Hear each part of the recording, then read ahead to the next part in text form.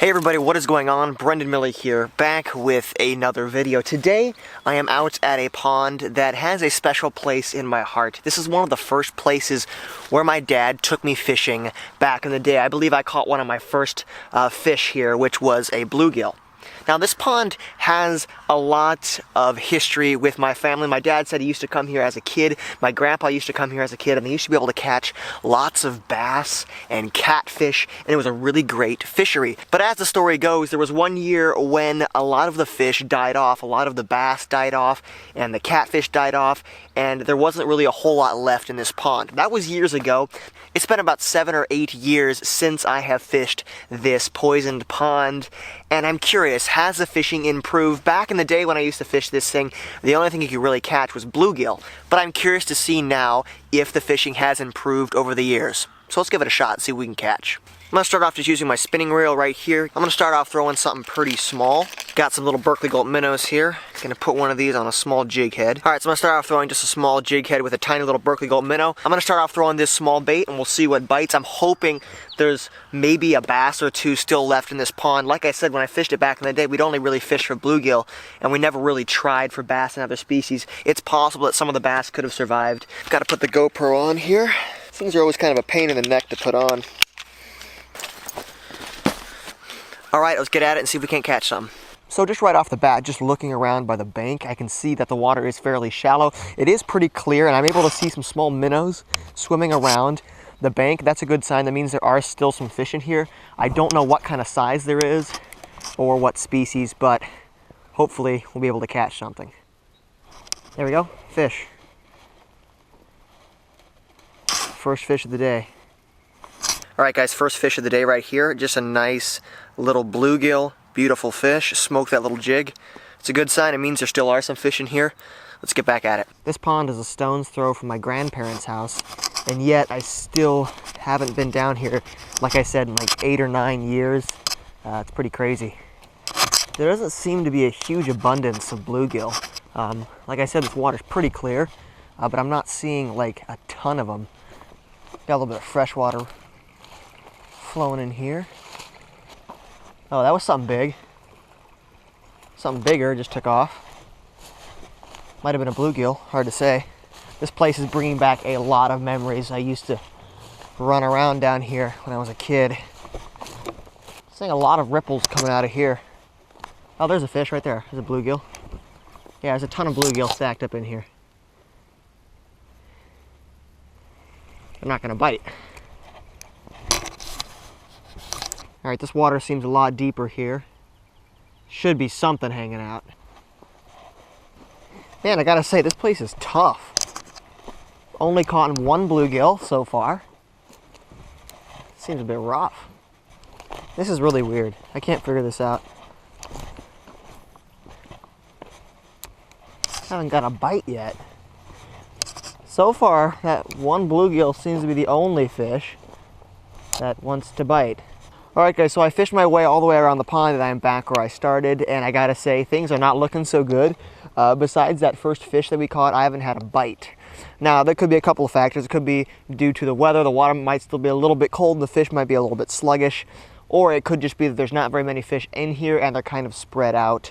Nevertheless, I'm going to switch up and try something a little bit different. I'm going to throw this rattle trap on my bait caster just to see if there's any predatory fish in here. I can make nice long casts with it, and I can just kind of crank this bait through the water and see if anything will respond to it.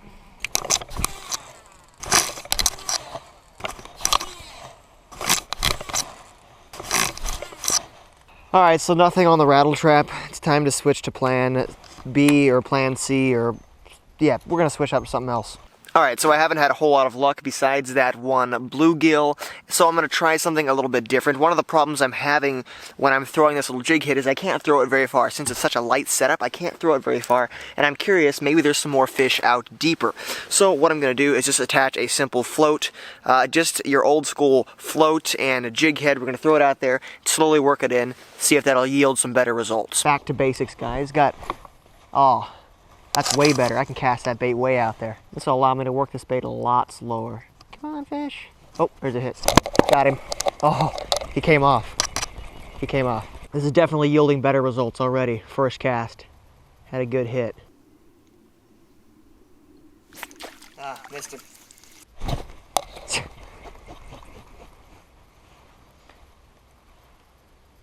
This is ridiculous. Bite, you stupid fish.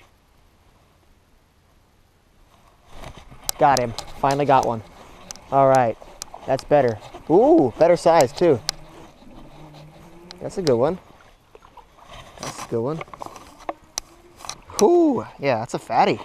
So after much turmoil, I was finally able to land another fish. This one's a lot better size. As you can see, another beautiful bluegill. This one seems really healthy. It's nice and fat, and it's just a beautiful fish. Sweet! That was fun.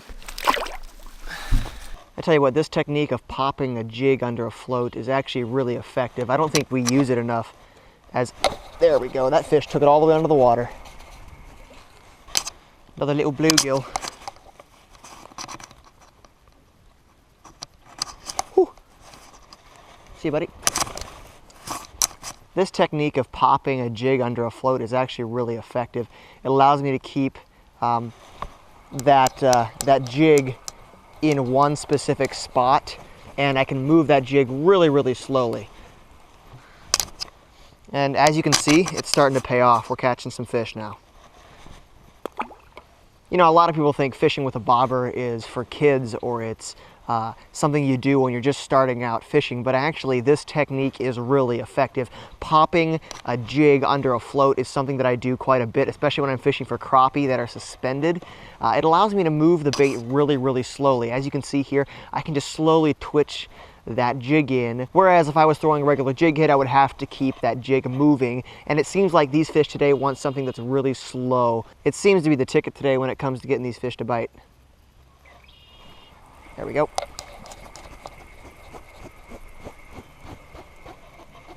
I'm sensing a dominant species, bluegill. And that's what I'm seeing here.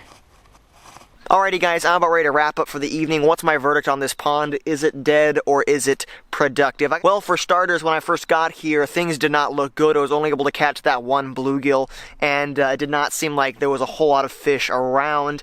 I thought maybe this pond had really gone downhill, but as soon as I switched up techniques and started using the bobber rig, I was getting tons of bites and I caught a lot of bluegill, which tells me that this pond still has life.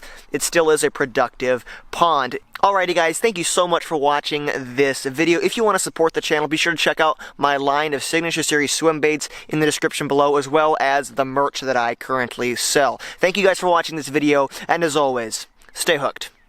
I'll see you later.